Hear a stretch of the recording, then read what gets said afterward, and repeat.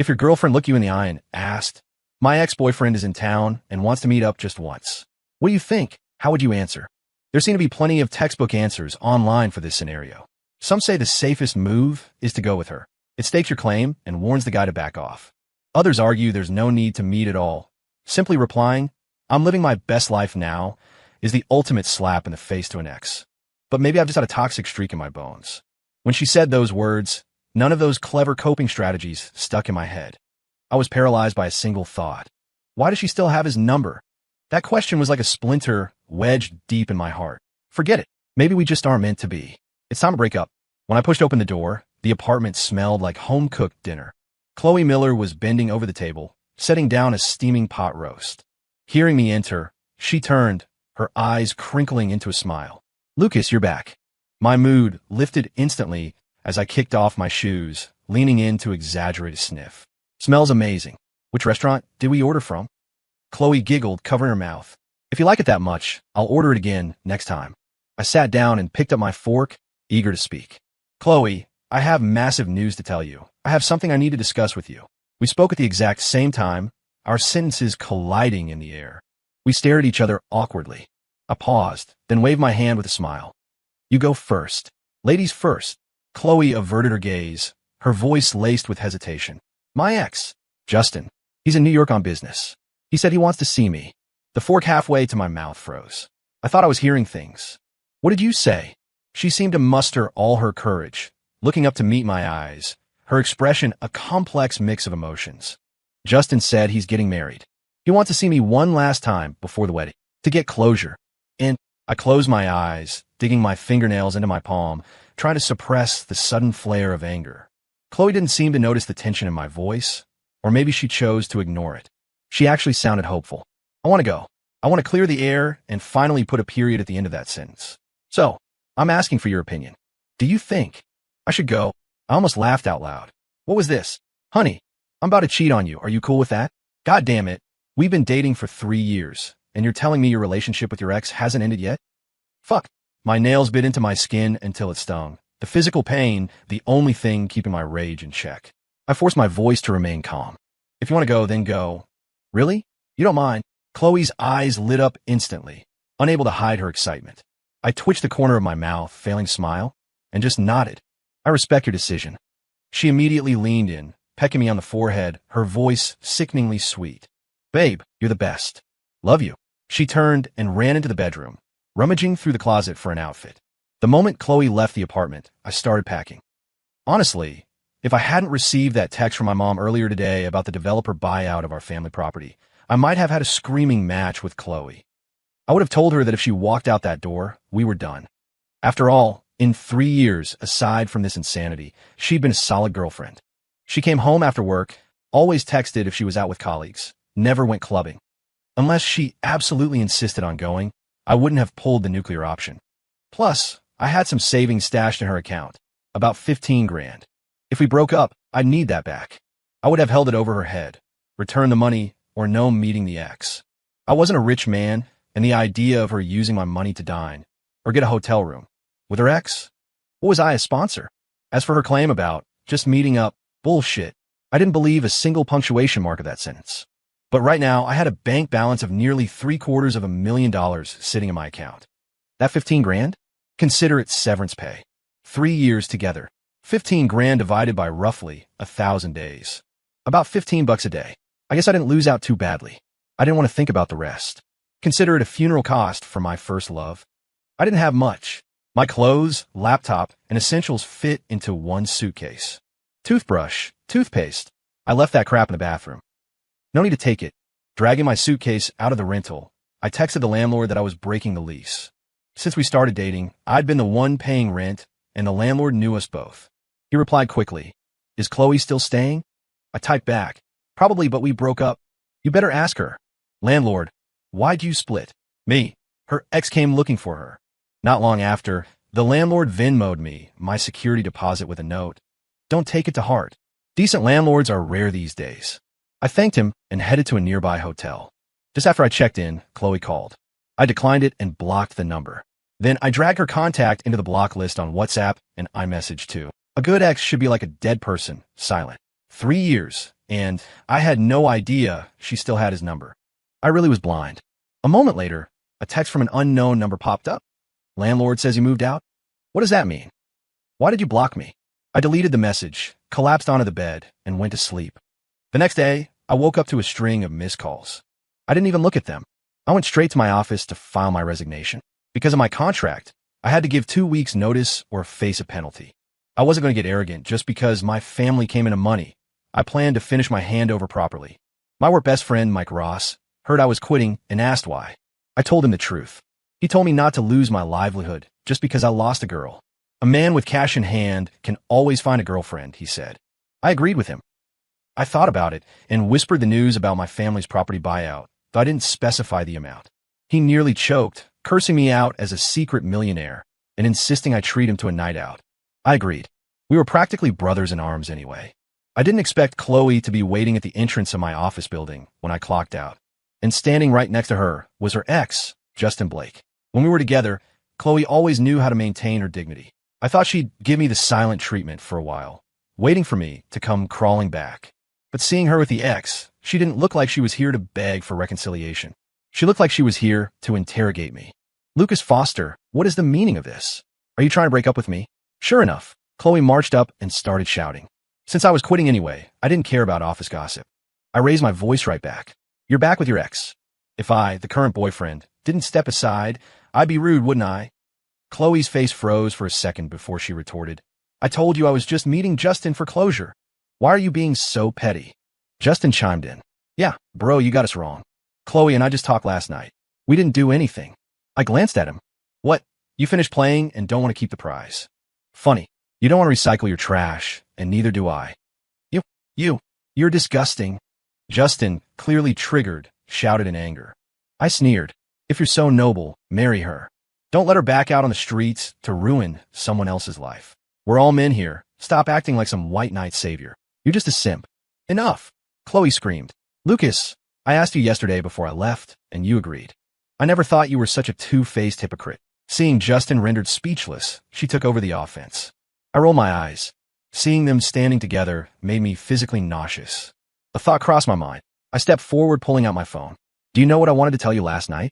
Chloe paused. She remembered Lucas had tried to say something, but in her rush to see Justin, she'd completely forgotten. My family's property got bought out by a developer. Total compensation was $5 million. I shoved the screen in her face, showing the bank notification for the $750,000 transfer from my mom. I wanted to discuss going back home to get married, but you wanted to go see your ex. Now, I can just find a younger, better girlfriend. So please. I want to call her used goods, but when I first confessed my love to her, I told her I didn't care about her past. I decided not to attack her with that. A real man keeps his word. I couldn't lose my dignity. Chloe's face went instantly pale. Her arrogance evaporated. She stammered, Lucas, trust me, nothing happened with Justin. The landlord called, and I came right back. And I told you, I just wanted to make things clear with him, that I have a boyfriend and he shouldn't look for me. You have to believe me. Chloe turned to Justin, desperate. Help me explain. Justin looked pale. Chloe, I ignored their little drama, raising my hands in surrender and backing away slowly. Miss, what are you doing? You got back with your ex? Why are you chasing me? Do you want to be part of some twisted threesome? One thing about New York City, there are people everywhere and they love a spectacle. Sure enough, people started pulling out phones to record. Chloe noticed the crowd gathering. She wanted to say something, but seeing the cameras pointed at her face, she realized the humiliation was too much. She turned and walked away, Justin chasing after her. I shouted at her, retreating back. If you keep harassing me, I'll sue you to get back the money I stored in your account. Don't push your luck. Chloe stumbled, paused, then kept walking without looking back. That night, Mike took me to a high-end lounge. I drank glass after glass. Honestly, breaking up with Chloe hurt like hell. The breakup was a rational decision, but the pain was emotional. I was mourning the death of my love. Mike saw me knocking them back and snatched my glass. You were so cool this afternoon. Why are you acting all deep and brooding now? He waved over hostess. Hey, cheer my brother up. The girl was cute, with round eyes. Honestly, even prettier than Chloe. She pulled me into a dice game. The loser had to say, I love you, 10 times. She ended up saying, I love you, to me 20 times, her eyes so soft, I actually felt a little disoriented. Then she poured me another drink. By 2 a.m., my head was spinning. She suddenly put a cigarette she'd barely smoked between my lips, blowing a smoke ring as she asked, "Baby, do I taste sweet?" I froze, took a drag, and felt a strange sensation. Chloe never flirted like this. She was always so proper. The alcohol hit me. I leaned back into the sofa, screaming internally, "Fuck love." As time passed, I got dizzy. The hostess let me rest my head on her lap. She pressed her palms together apologetically. "Baby, I'm so sorry. It's my time of the month, and I'm not feeling great. So I made you drink a bit more. Just rest for a while." In the end, I paid a tab of $400, tipped her another $200, and stumbled back to the hotel. For the next 2 weeks, maybe afraid of being exposed, Chloe didn't show up. Instead, she mobilized her female colleagues to convince me to get back together. So, I started venting to them. I told them my family got $5 million buyout. I was so happy to tell her, but she ran off to meet her ex. If it were you, would you do that? The tone of the conversation shifted immediately. Her colleagues started asking me what kind of girls I liked. One said she had a sister, a very honest girl, looking to move to the city. A few days later, I told that colleague, "Chloe told me you're sleeping with your manager behind her husband's back. She says your sister is trash too. Let's forget about meeting up." Then I blocked her. Finally, the noise from Chloe's side died down completely. I let out a breath of relief. I finished my work handover and headed back to my hometown in Ohio. Sitting on the plane, watching the clouds, I thought about my history with Chloe. We were both transplants in New York. Because of the cost of living, co-ed roommate situations were common for working-class drifters. With the little money we made, you didn't choose the apartment. The apartment chose you. When I realized my roommate was a pretty girl, I was secretly pleased. Not that I had plans, but humans are visual creatures. Coming home to see a beautiful woman after a stressful day helps, even if she has nothing to do with you. Hell, if it was a guy in a dress who looked pretty, I'd probably be just as happy. Pure appreciation. Chloe, however, was wary when she realized her roommate was a man. She didn't slap a contract on the table warning me not to fall in love with her like in some romance novel. But for the first few days, she'd quickly finish her tasks in the common area, retreat to her room, and lock the door. I didn't mind. A girl alone in the city needs to protect herself. Life went on like that for a month. Our relationship thawed from distant to familiar. Our schedules aligned. We both got home around the same time. Cooking, laundry, cleaning, we inevitably bumped into each other in the cramped kitchen or the tiny balcony. Interactions happen naturally. Maybe loneliness resonates easier when you're far from home. We went from polite greetings to sharing our life stories. We were both from the Rust Belt, neighboring states. Chloe said she came to NYC to make real money, to hustle for a better life. But once she was in the trenches, she realized the city's glamour didn't belong to people like her. Rent, utilities, food, and skincare took most of her paycheck. Saving for an emergency was impossible. She used to dream of sending money home. Now she prayed she wouldn't have to ask her parents for help. My situation was identical, except I'd gone to college in the city. My parents ran a small convenience store back home. There weren't any jobs in my field there, so I stayed to gamble on a future here. Our similar backgrounds bridged the gap. Once the ice broke, we started cooperating to survive. To save money, we split groceries and cooked together. Whoever had time bought the food, and we settled the bill at the end of the month. We tried alternating cooking, but her skills were terrifying. She could burn scrambled eggs. Eventually, I took over the kitchen. Chloe felt bad, so she'd bring me bubble tea or coffee as a thank you. I didn't really like sweet drinks. I stuck to free office coffee, but I never refused her gesture. In return, when my company gave out fruit baskets or holiday snacks, I'd bring them home to share. The tiny apartment started to feel a little warm. What truly changed everything was the pandemic lockdown. When a mandate came down, Chloe and I were trapped in that apartment. Even going downstairs for a walk became a luxury.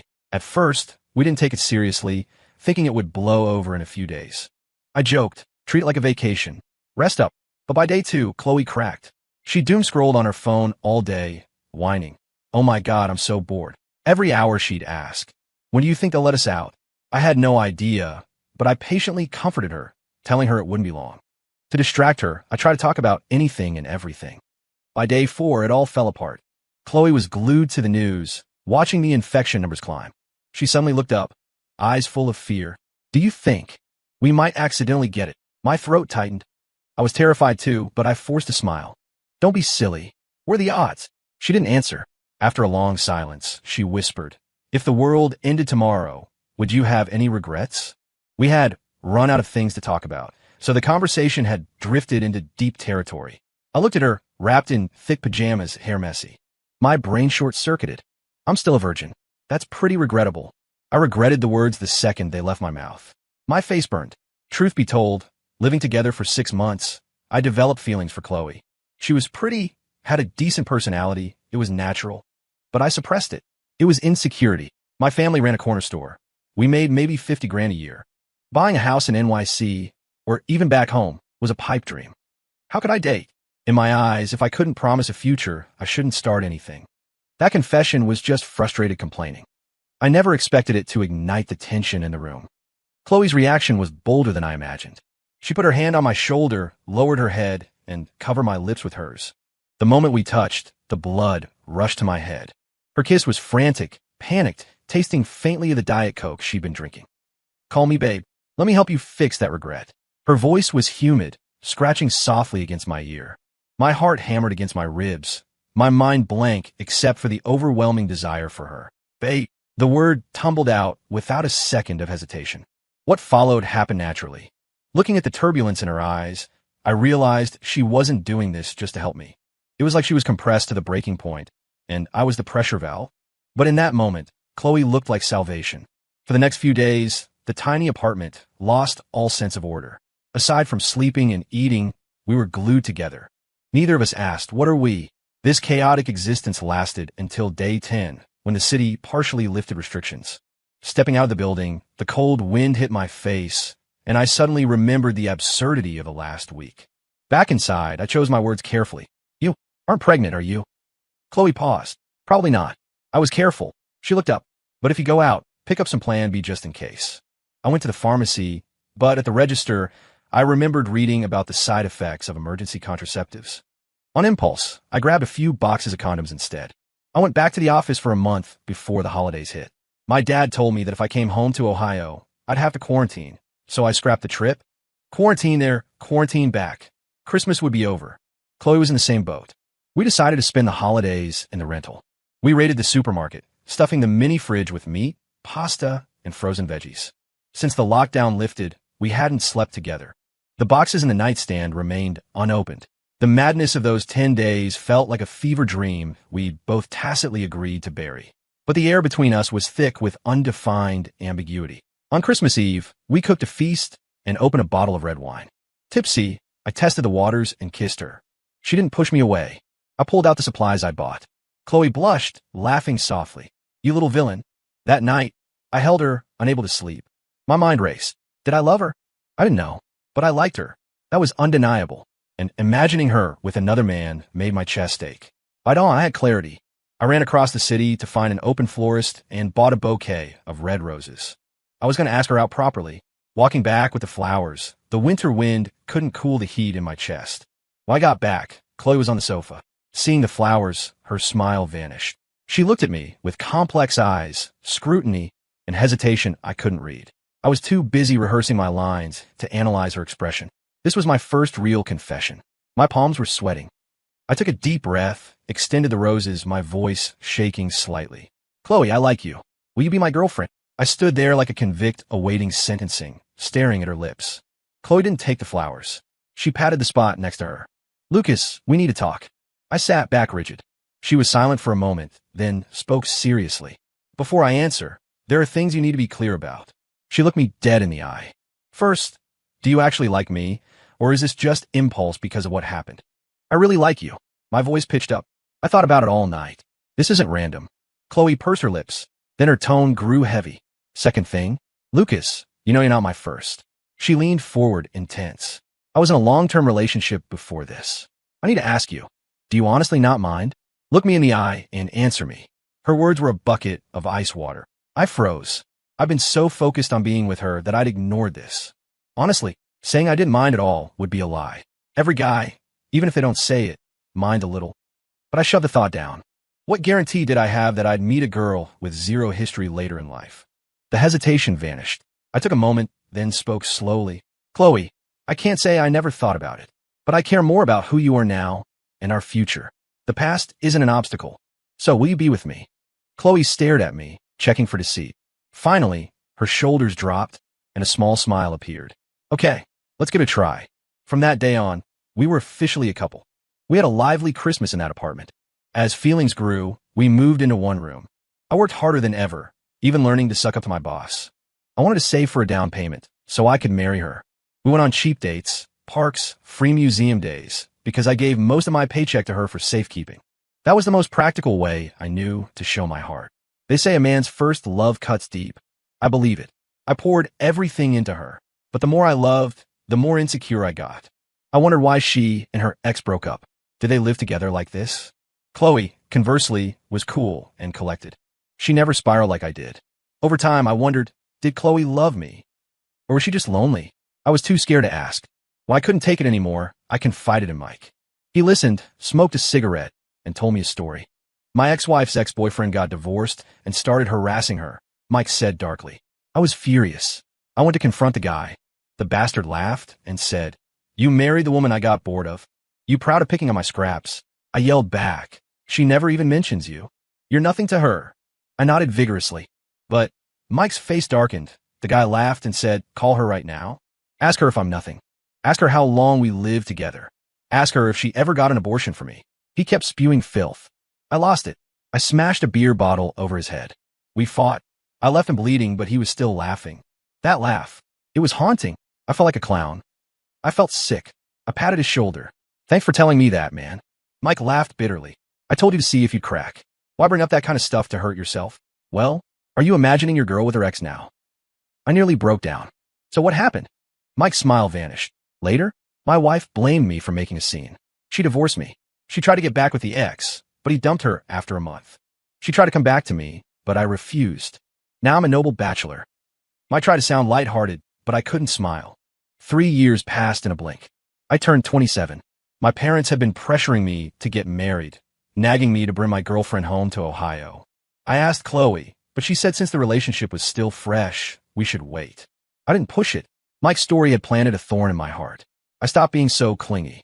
I kept my own social circle. I gave her less money. I needed to know if Chloe was like Mike's ex-wife, to leave myself a way out. Initially, Chloe asked about the money. I lied and said I was spending it on networking with bosses to get a promotion for our future wedding. "Can't survive on this dead-end salary forever," I said. She didn't press further. I stalled my parents too. I told them I had no savings and making 80 grand a year in NYC meant saving nothing after rent. A down payment on a condo was $1 million. Marriage was impossible. Then came a call. My parents told me about the buyout. The old family properties and the store were in a development zone. Total payout, $4.5 million. I didn't believe it until my mom wired $750,000 to my account. My first thought was joy. That was more interest than my salary. Being an only child, I didn't have to share. I prepared to tell Chloe, to discuss moving back to Ohio. We came to New York because we were broke. With this money, we could live like kings back home. If we got married and she took time off for kids, being near family would be easier. Then Chloe delivered her critical hit. Back in Ohio, I told my parents about the breakup.